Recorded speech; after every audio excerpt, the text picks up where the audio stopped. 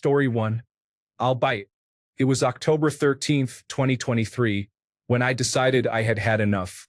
I was going to clock out at work, drive across the bridge, and blow my brains out next to the river. I planned to fall into the water and float downstream, hoping to be found or never found again.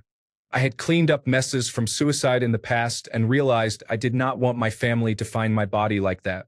So why not just come up missing? I was divorced. I'm the one who chose to do so, and I just did not care about anything anymore. I clock out at 5 p.m. every day. It was 3 p.m. on that Friday the 13th when one of the residents where I work came outside and asked if I wanted to join her and her kids at the park. This was a woman I had feelings for the longest time. I told her I still had 2 hours left in the day and couldn't join. She asked me to drop the ladder and come with her since it was not like they would fire me anyway. Long story short, we connected later that night, which disrupted all my plans, and we ended up hooking up and being together for over a year. This woman treated me like gold and taught me things about myself I had never even known were possible. She made me feel more loved and better about myself in that short span than my ex-wife could in 27 years. Fast forward a few months.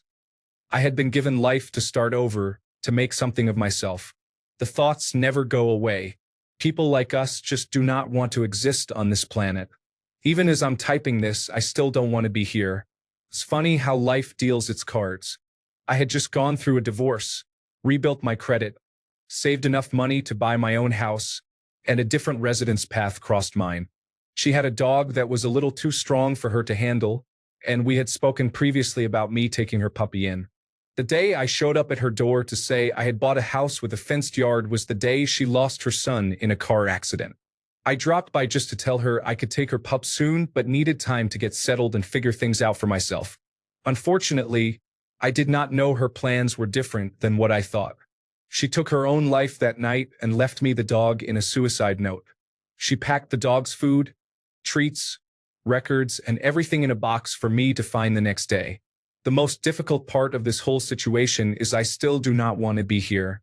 The only thing that keeps me going is knowing I'm going to walk in the door and be greeted by this dog whose owner ended her life in front of her.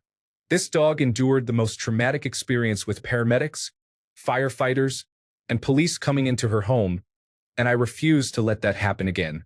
Story 2. Depression is just brain chemicals. What am I, weak to submit to my brain chemicals? It's called spite. Story 3. A few weeks ago, I discovered my wife had an affair. It was late. All I wanted to do was get dressed, drive to my favorite beach, and walk into the sea. My 5-year-old daughter had a bad dream earlier that night. She climbed into our bed and was still there. I switched the light on and it woke her up. I then lay with her for a while as she fell back to sleep. It allowed me to realize what is important. Story 4. Paraphrasing a quote I read, "Suicide does not end the pain. It just passes it on to someone else." I could not do that to my loved ones. Story 5. My 2 girls. I just cannot do that to them. I may not be the best man or the best example of a father, but I do my best for them. I feel my absence would not benefit them, and I will fulfill my duty as a father. However, some days I forget my reason to live, and the dark thoughts can be extremely loud. Story 6. Family. I will not make my mother bury me. My sisters would be devastated. My brother inconsolable. My nieces would never recover. I really hate living, even though arguably my life is awesome. I know ending it would make life worse for the people I love. Story 7. The only reason I am still here is that I do not want to do that to my children. I started going to the gym and it seems to be helping, so we will see what the future holds. Story 8. Life is far shorter than you realize. You are going to be dead in the near future regardless. You may as well see it through. Story 9. Spite for the people that it would prove right, hatred for those I want to see dead before me, rage at the thought of anyone who would try to take my place in the lives of my children, and love for my 3 children. You will find most men are fueled by some variation of this. Story 10. My paternal grandmother committed suicide the summer of my freshman year in college. This was over 40 years ago. I saw the effect it had on the family. I could never cause my family that much pain, no matter how much pain I am in. I do not consider suicide a selfish act. I think I understand it, or this is how I rationalize it. It seems like the only option available to stop the pain. Therapy can be a long, painful, and expensive process to reach the other side. Story 11. Not suicidal necessarily, but the notion that life will go on keeps me going. No matter how bad the news, what my bank account looks like, how many friends I have, or how my love life appears, life will go on. The sun will come up tomorrow, and the uncertainty will resolve itself. Ultimately, time will heal these wounds like it always does. We have been through a lot as men in society. A pandemic, multiple recessions, war, pain, and solitude. But we are still here. We still stand. They will not break my spirit. As long as I protect those I love, it is all that really matters. Focus on making it to that next sunrise, because when you do, life always seems to work itself out. Story 12. Do you truly want to know? Because it's not some happy, heartfelt story. It's honestly pretty messed up. But I've been drinking, so why not? Fair warning. I am tipsy, so I don't know what all I'm going to say. Also, my story includes drugs and obviously suicidal ideology. I have had suicidal thoughts since the 3rd grade. I was emancipated at age 6 and couldn't talk until I was 7. The courts ruled that it was better to give a 6-year-old who couldn't talk full legal custody over himself than let his biological parents keep custody. Needless to say, I was abused to a severe degree. I slept with my eyes open, constantly tensed every muscle in my body. I was a kid with severe post-traumatic stress disorder, to put it simply. What kept me going at that age were my siblings. They weren't emancipated for whatever reason. I was the only lucky one who was. Every wish I ever made growing up was spent wishing to live with them again, without having to live with my biological parents. Every birthday wish, every wishing well, every 11/11, every wishbone. I even started making up random rules to make wishes, like if you throw a bottle at a tree and a piece gets stuck, then you get to make a wish. The only thing that really kept me going was the fact that I got to see them every summer. But things started slipping. My sister started using drugs, convinced me to try them, and I got hooked immediately. Not even a slow addiction after the 2nd or 3rd time, it was immediate. Suddenly, all the post-traumatic stress that had haunted me my entire life was gone. I felt normal, at peace. I don't know how to fully describe it, but it was absolute and utter bliss.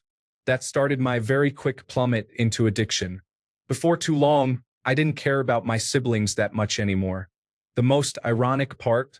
That's when they finally moved in with me. It was a disaster. I was high on drugs, my sister was high on drugs, my brother was isolating, trying his best to distance himself from us and everything drug-related, and it was horrible. Eventually, they moved back in with our mother because I was becoming like her. It wasn't until a party with black tar heroin, vodka bongs, and God knows what else that I finally realized it. I looked in the mirror and saw my mother staring back at me. I couldn't stand it, the person who caused my life to be this wreck, the demon who brought me into this world purely to use me as a punching bag and a free food stamp check.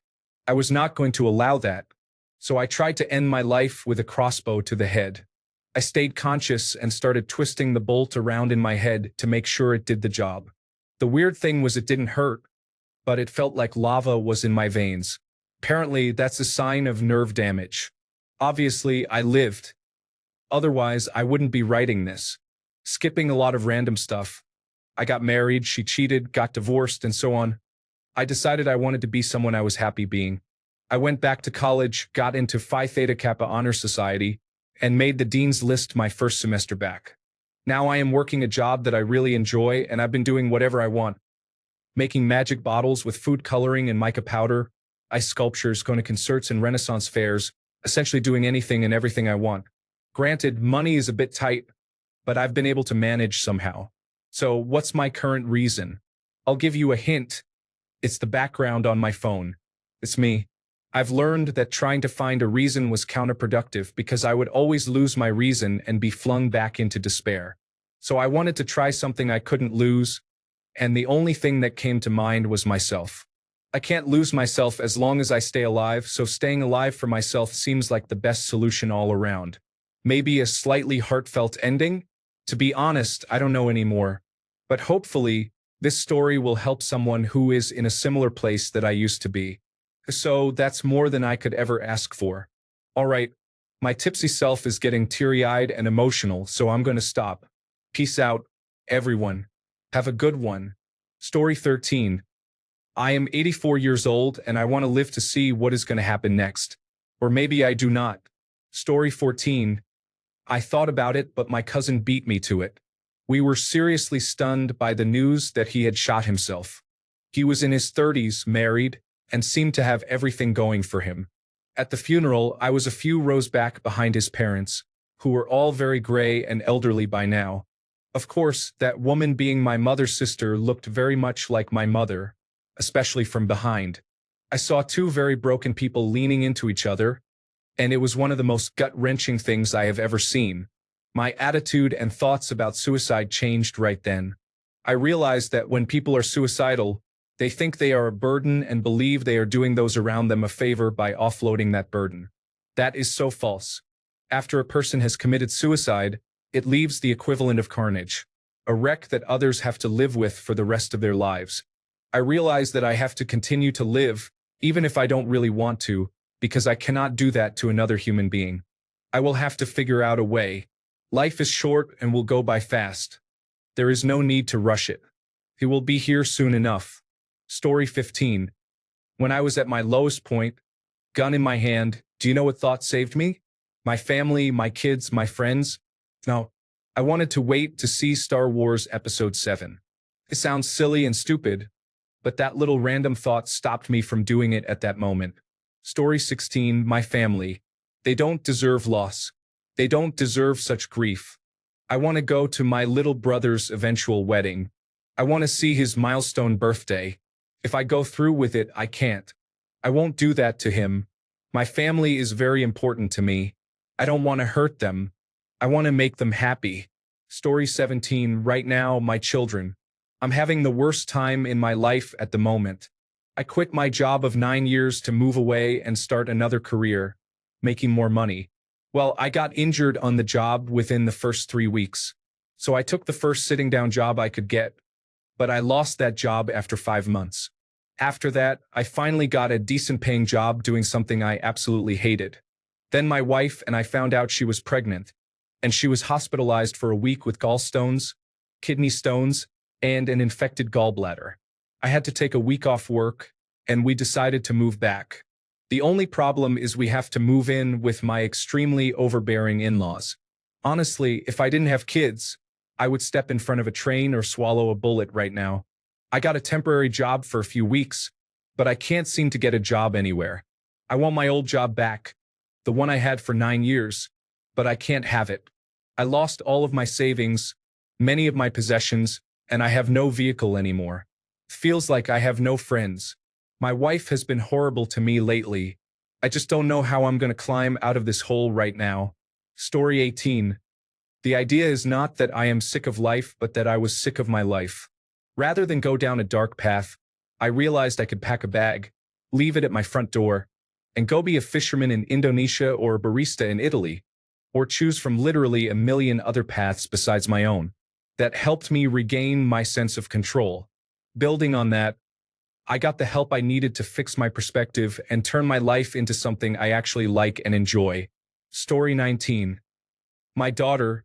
I know very well that nobody will be there to help her as much as I would. I am determined to make her life better than mine. I never knew I could love this much. Story 20. It's been 6 years since my head went that way, but at the time it was this understanding. No matter how bad things get, I have a chance at being happier later. That chance remains intact as long as I breathe. Now that it's been 6 years, I'm so grateful I kept going. It has to hurt before it gets better. Story 21. Sometimes I am too tired to have all my affairs in order. I do not want to leave behind a mess. The least I can do is clean up after myself before I go. I want to leave my little corners of the world and people who might call me dear a little better for having known me. It is a little ironic when I think about it like that because I also struggle with clutter. Story 22. The body naturally wants to live. Have you ever tried to kill yourself? only to end up failing and crying covered in your own blood? It is a lot harder than it seems, even if you are tough and strong. The most embarrassing part is going to the hospital and admitting how much of a failure you are. Story 23. Knowing how much my family and friends would suffer outweighs the relief I would get from no longer existing, even though I don't think my consciousness would exist in any form anymore. I am almost 100% certain there is nothing after death, and if I did that to myself, I would never perceive anything afterward. I am also certain my family's suffering and entire lives would be a mere speck in the vastness of time, but I still can't bring myself to do that to them. Story 24. 1. My family would go broke, and my wife and child would be homeless. I do not want my daughter to have to endure life with a father who committed suicide. Story 25. I decided I cannot kill myself until I become Mr. Olympia and create some really good art.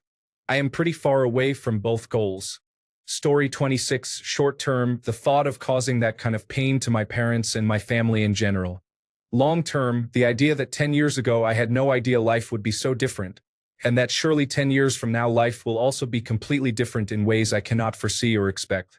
Story 27. Not downplaying anyone else's thoughts when I say this, but they're just thoughts.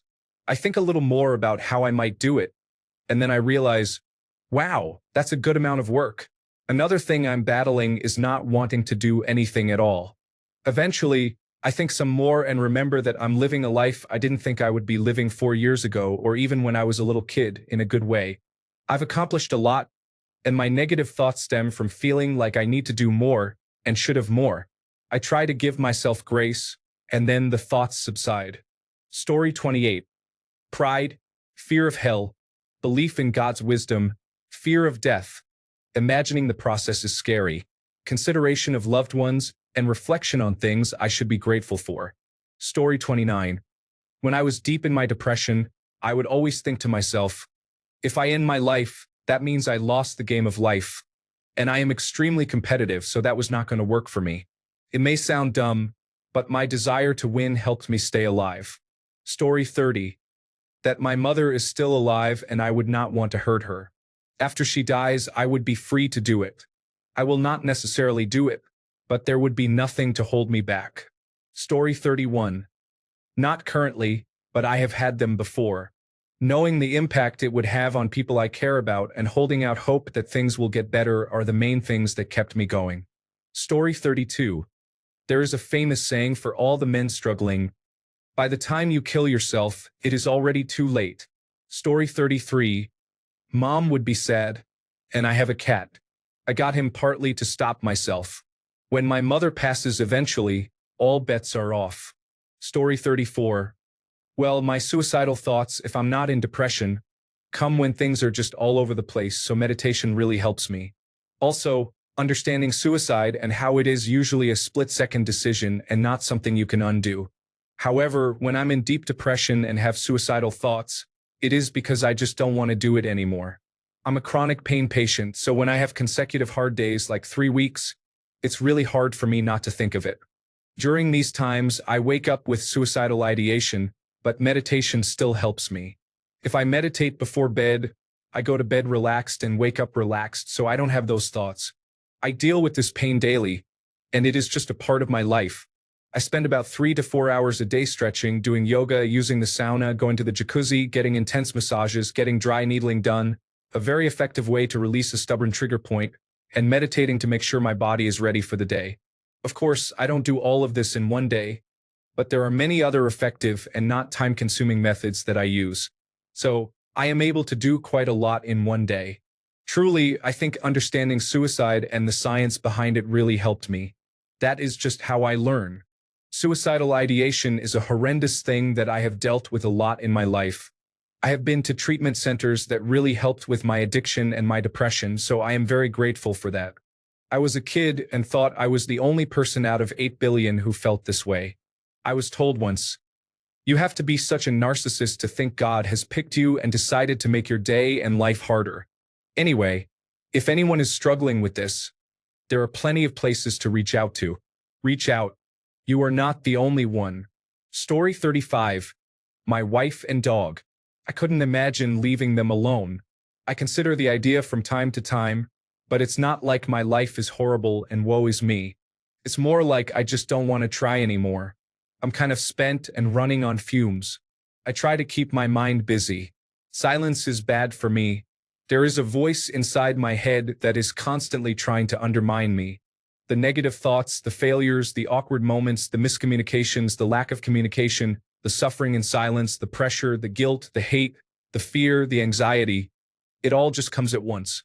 I keep my mind busy with music, writing, or journaling, and that's my emotional outlet.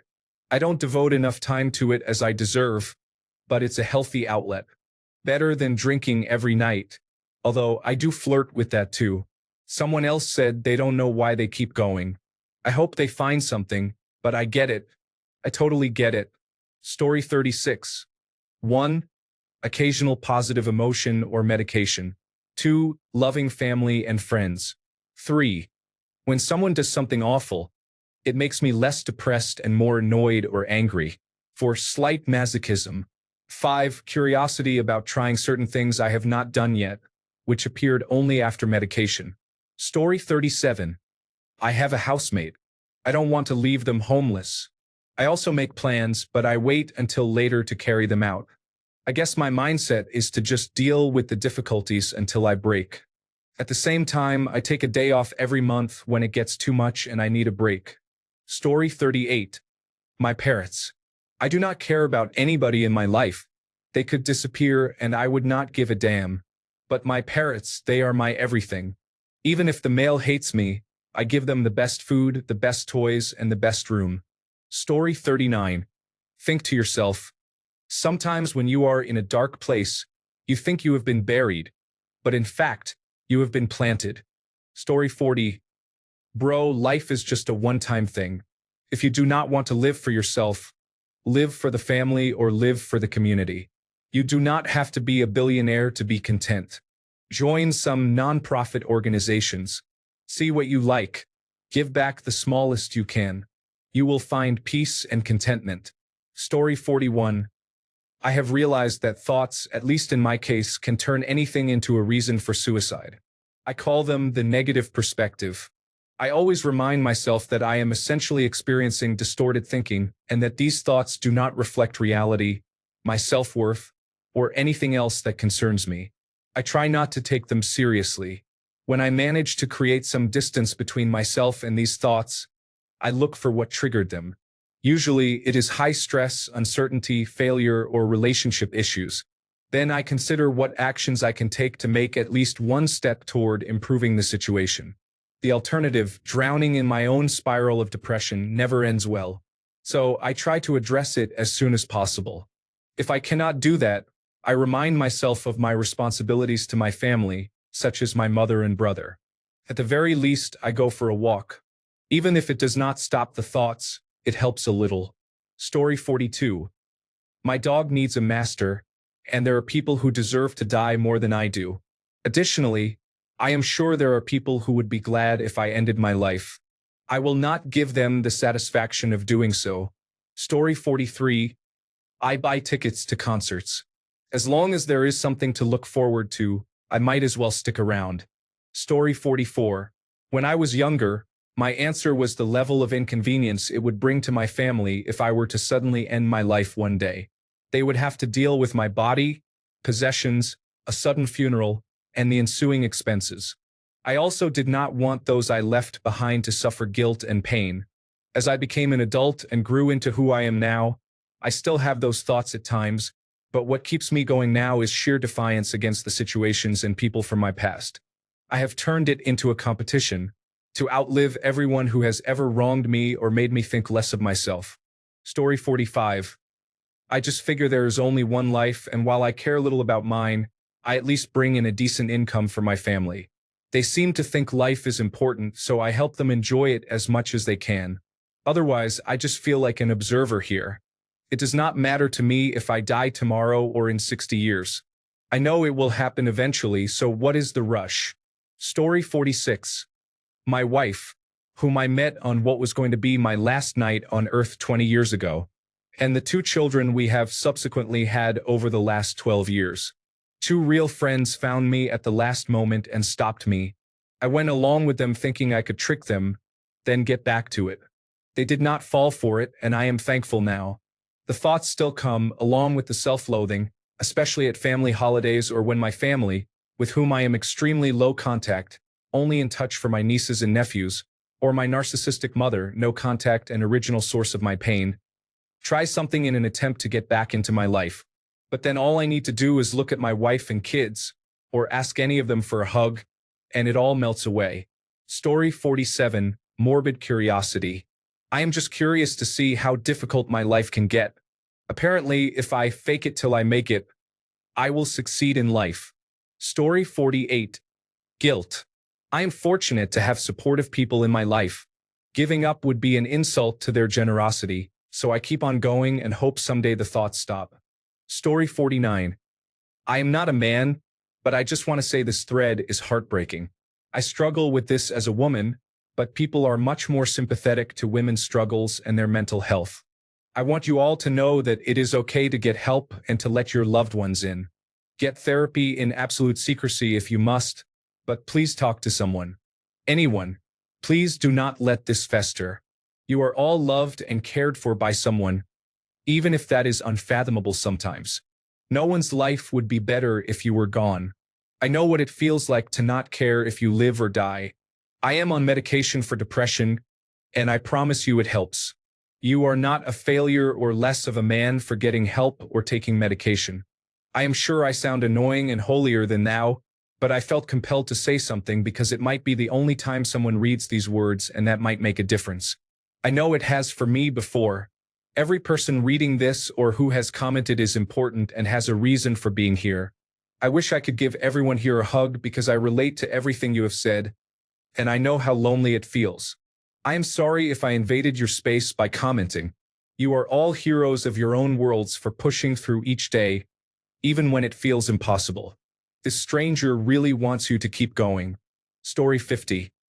I am not a man, but I want to tell you all that you truly are important to more people than you think. It does not make you less masculine, less attractive, or less valuable if you share your feelings with people close to you. Often, depression comes from unfulfilled expectations, so do not be too hard on yourself. If you want to talk with a female perspective, my direct messages are open. Story 51. Too many exciting games and technology to look forward to. We have come a long way since I started with Atari in 1986. I am looking forward to seeing what the next 30 to 40 years brings. Story 52. Medications make the thoughts much less frequent. I also have an obligation to God and my wife to live out my natural life. Story 53. Honestly, at this point in my life as a 27-year-old man, I am just hoping day by day that things will get better. Story 54. My mom and now my daughter. Since I am 20 and now I am 41, I have been thinking every day, but it would devastate my mother. Story 55. It would do more harm to the people I love. Life is sometimes painful, but we find reasons to keep living. The world is cruel and uncaring, but we still find reasons to hold on. Best of luck to all of us who are struggling. Story 56. If I fail or quit, I fail the people who genuinely want to see me succeed, and I prove right those who doubt me. Story 57. It is long past for me, but about 13 years ago, I wanted to end my life. I had decided to do it by hanging myself through strangulation. Cut the air out, muscle through the discomfort before passing out and going out while unconscious. I had the noose hanging from my pull-up bar. Two things kept me from doing it. First, I was worried that I would mess it up, have the pull-up bar come off while I was still alive, becoming a depressed half-vegetable rather than just depressed. More importantly, second, it would severely damage the life and well-being of multiple people around me. My family is close-knit, and they would have been painfully scarred for life. My dad probably couldn't have taken it. Many friends near and dear to me would have suffered greatly too. It wasn't obvious to me at the time because I was pretty convinced that my entire existence was a waste of absolutely everyone's time, and I should just leave and stop being a further disappointment. But I wasn't fully convinced, So the thought about family and friends stayed in the back of my mind and deterred me long enough that I decided to start getting better instead. Story 58. The literal fear of God. If I were not so fearful of him, I do not know if I would still be here. I am still very reckless with my words and actions, but my fear of God will always supersede anything else. It is both a blessing and a curse. A blessing in the sense that I am still here, and a curse in the sense that people absolutely lose control over me even when I am not doing anything remotely religious. It is like there is an aura around me that people do not realize is there that elicits a fierce reaction. Story 59. The fact that my cats and dog will not have anyone to take care of them concerns me. I do not want to see them either starve or eat my remains. Once they have passed, I will do what I need to do to be free of the pain. Story 60. Knowing I am going to die someday anyway, I may as well let the universe unfold and experience it. Anything could happen at any point, and it can be exciting to witness. Our time will come eventually. Story 61. I got bored of trying to kill myself. I tried 4 times and failed 4 times. I figured I am just unlucky at this point and gave up trying. I did think that putting a bullet in my head would do the trick, but now I fear my own bad luck more than I fear death. My biggest fear is pulling the trigger and ending up a vegetable hooked up to machines in a hospital, fully conscious but unable to finish what I started. As much as I am tired of my existence, I would hate to be in a situation where my existence is worse than it is now. Story 62. My family and my desire to overcome depression are my motivation. I am strong and have been beaten down many times by it, but I keep getting up and keep fighting. It is exhausting and sometimes I feel deflated, but there is always something that keeps me pushing to stay alive. Every time I have been about to give up, at the last minute something pops into my mind, like a memory or something that brings me back to keep fighting the good fight of silent wars. Story 63. I've started medication in the last few months that has made things much better. Before that, it was my parents who kept me going.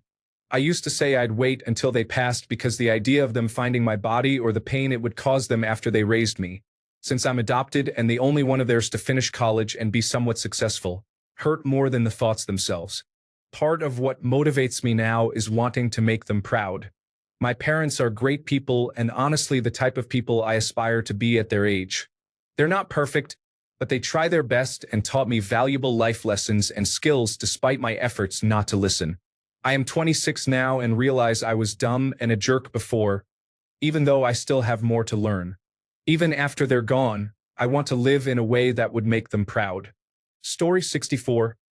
I just want to pay off my debts so my family will not have to deal with my mistakes. After that, it will not matter. Story 65. Suicide is not an option unless it is a disease that causes pointless suffering until death. I have a family, 2 children who are obligated to 2 parents, friends, and my parents who work too long and hard for me to end my life. Suicide is not an option. Story 66. The thought of I only have one life, might as well ride it out. Life is not that long compared to what is before and after, so just try to make the best out of it, even if it is unpleasant. Story 67. I might after my wife passes and my mother, but until then, absolutely not. Responsibility is difficult, but it is mine. I can wake up and function on a daily basis. What is one more day? I have put up with life for a while at this point. Story 68. I'm not done yet. Not yet, not yet, not yet. I have to go through hell to be stronger than it. One day, just not today. Story 69. From someone who has actively tried, I can tell you the very first thought you have is regret, like I wish I had not just done that. What keeps me going is knowing I have people who rely on me daily. It does not help with my mental state, but it is what keeps me going.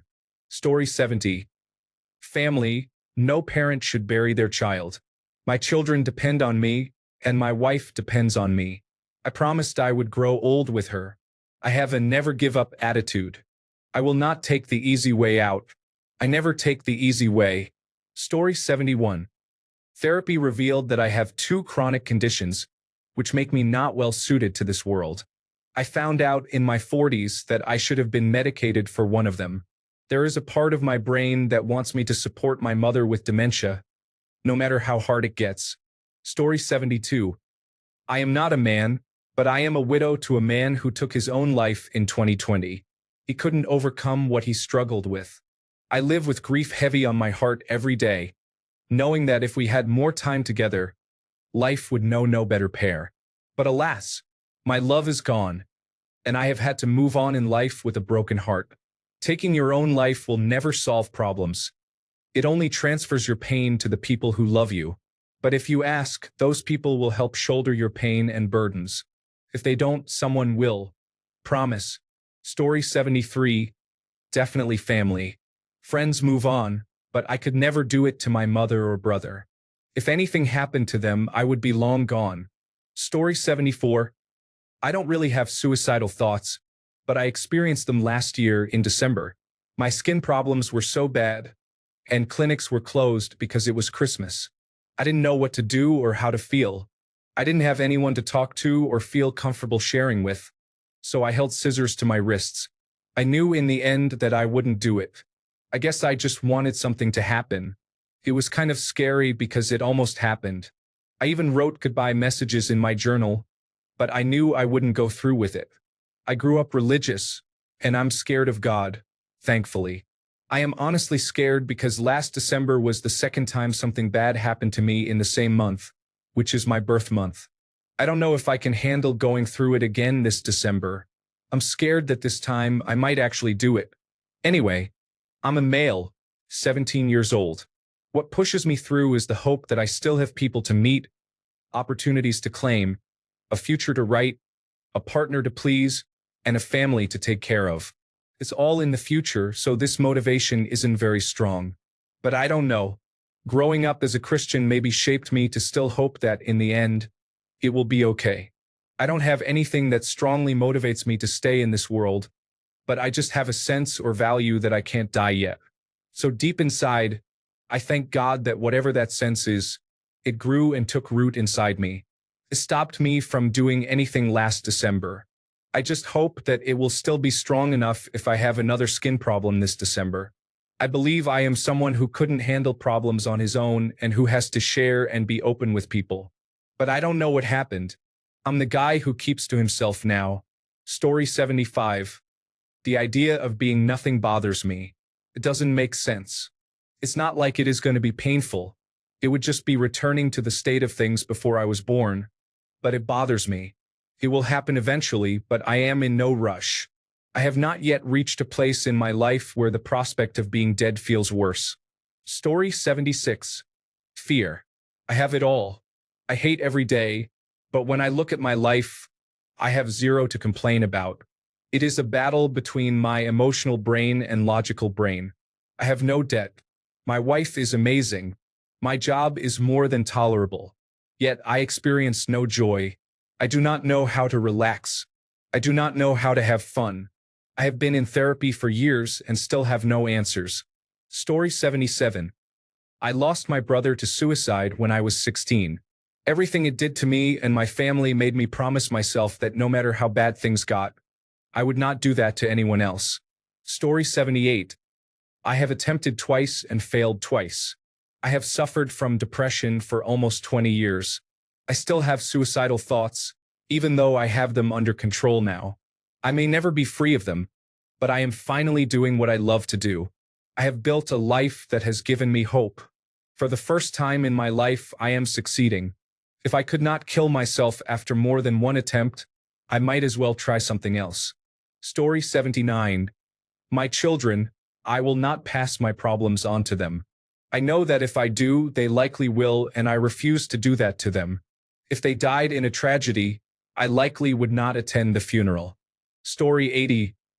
Honestly, I just could not put my parents through the pain. If it were not for them, I would probably be another highway accident statistic. Story 81. Waiting for World War III to happen and trying to wreck my body in different ways. Right now, I'm starting testosterone therapy to see how much stronger I can get. Then I might try growing mushrooms to get intoxicated on them.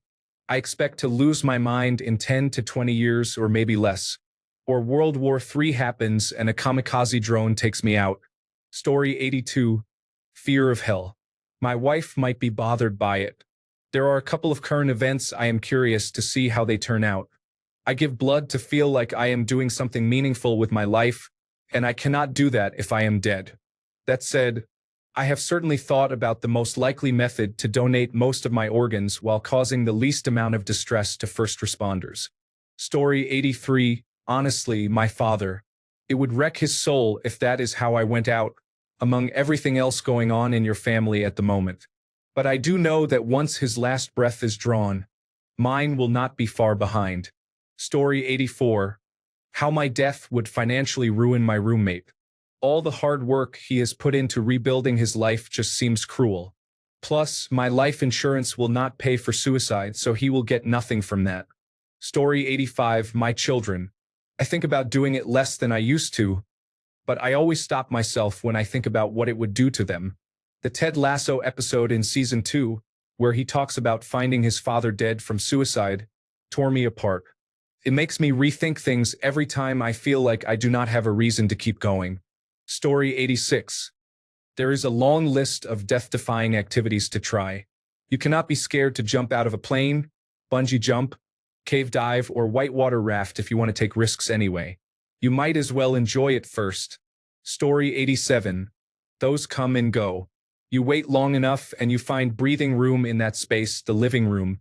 Sometimes that space is vast, sometimes small, but you always find a new one to call home eventually. Story 88. My mother. To be honest, she never raised me and was never really there for me when I was growing up. Even then, I always believed she was too busy for the right reasons. She had a stroke a few years ago and now needs help with everything. I am just doing my best to make sure she is okay. I think when she is gone, I would probably work until I saved enough money for my own funeral and then end everything when I could. Story 89. There are some people I know who probably would be better off without me around, and knowing that gives me the strength to keep going. Story 90.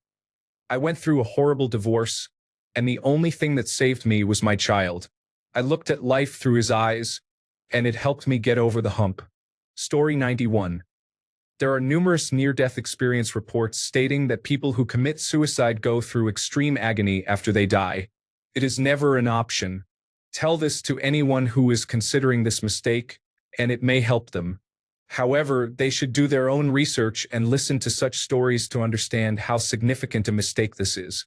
Story 92. Took a bunch of time off from work to go to Comic-Con with my dad in a few weeks. Like, legitimately write down things you are looking forward to. Story 93. A few things. I do not have easy access to my firearms. My brother accidentally locked all my guns in his safe and then lost the combination. I am also waiting for my mother to pass away first. I do not want her to suffer or spend her final years grieving. I am finishing some stories I am writing. They will likely not amount to anything, but I want to have something completed that I can consider an accomplishment, so my existence is not entirely without meaning. It will not mean much and has no value outside of me, and I fully expect it to be discarded after I am gone, but it is the thought that counts. This is why I do not have any pets. I cannot imagine how cruel it would be to leave a little creature without someone to care for it when I am gone. I am too socially and mentally broken to be in a relationship, so at least I am not selfish enough to cause more harm to someone else. I would not mind being in a relationship, but since it is unlikely to happen, it is pointless to speculate. Story 94. I always think if someone was trying to kill me, I would be scared and most likely defend myself. Then why would I do what I am afraid someone else would do? Story 95. The first time I had them really bad was sophomore year of high school. It was a bad reaction to an antidepressant. Sertraline can be helpful when prescribed to the right person, but it was not for me. I remember the thoughts feeling wrong, not as in bad, but literally it didn't feel like it was me saying them in my head. I made a vow to myself that I would never act upon a suicidal thought, no matter how bad it got. I didn't want to leave my family or my friends. I couldn't bear the thought of putting them through my self-inflicted demise. I still had a whole life ahead of me, so I told myself to keep powering through. I knew it wasn't the real me saying those things to myself, so I refused to entertain thoughts like that, let alone act upon them. I can't be me anymore if I ever act on it, and I'm not letting that be the final note I play. Eventually, I was put on a mood stabilizer and my selective serotonin reuptake inhibitor was switched to a different one that didn't give me suicidal thoughts. This was about 15 years ago now. Every once in a while, I will get very fleeting thoughts of self-harm or suicidal ideation, but they have much less weight behind them than that awful 4-month period in high school. I became good at seeking help before thoughts of self-harm or suicidal ideation became serious issues again. I was diagnosed with bipolar disorder type 2 a few years ago, and since finding a good medication regimen, I haven't really had to deal with thoughts like that. I consider myself fortunate because there are many people who struggle with it almost constantly. I would not wish thoughts of self-harm or suicidal ideation on my worst enemy. Resisting thoughts like that is mentally draining in a way I can't realistically describe with words. If you have thoughts like this, please seek help. Nobody deserves an invisible noose around their neck. Story 96. Honestly, I am overweight and clinically depressed. I work out and what keeps me going is my car. I have a nice sport utility vehicle that I need to pay for, and I want to get a Mustang. So yes, my love for cars. Story 97. Honestly, not much. My biological mother sent me to my aunt at a young age, right before she burned alive in her home. I kind of feel like I owe her to stick around. I also know my adoptive parents would suffer greatly if I ended my life. They are getting older, and I want to make their lives as easy as I can. Story 98. Honestly, nothing. I'm putting in overtime effort to hang around, and I'm not sure why. Mostly because I haven't approached it before, so maybe I try now. Spite. My parents created the monster I am through abuse and turmoil. Both parties are still alive and breathing. Now that I'm better equipped, I'm not giving in to them. I will support their life, let them spend their money, live happily with full care from me, and die before them. Our war is a stalemate. If I died before them, my mother would milk the sympathy with tons of crowdfunding campaigns and local news. I'm not letting her have that, saving everyone else. She would be the reason I died, and she would collect $1 million on it. People. I finally made an account on an online discussion platform after decades to engage and talk to people. It has filled that new people, new experiences gap for a bit. They're small and non-consequential, but honestly working for small wins. Projects. I have things I want to complete, little pieces to leave behind when I die. I need to finish these beforehand and haven't yet. I miss when I was creative, building and designing art everywhere. I miss who I was when I loved film. I'm trying to make sure I leave the image of that person behind with these projects, not the monster I am today. Story 99. Knowing pretty well I am too chicken to take life. Also, I cannot leave without leaving an inheritance for my children. Story 100. I cannot find a way to do it without some difficulty, unfortunately. Perhaps it is unreasonable to expect it to be completely painless. Story 101. Mostly my kids. They would be fine, but what man wants to leave 2 sons without a father? We are very close, unlike me and my dad. When he goes, I will be mildly upset. My boys would never be the same again. I love those guys. Also, while I have suicidal ideation, I do not have a strong reason to act on it. I am sad and do not like it here, but that is not a sufficient reason to go. Thanks a bunch for sticking around till the end of the video. Remember to subscribe, and until next time, stay awesome and goodbye.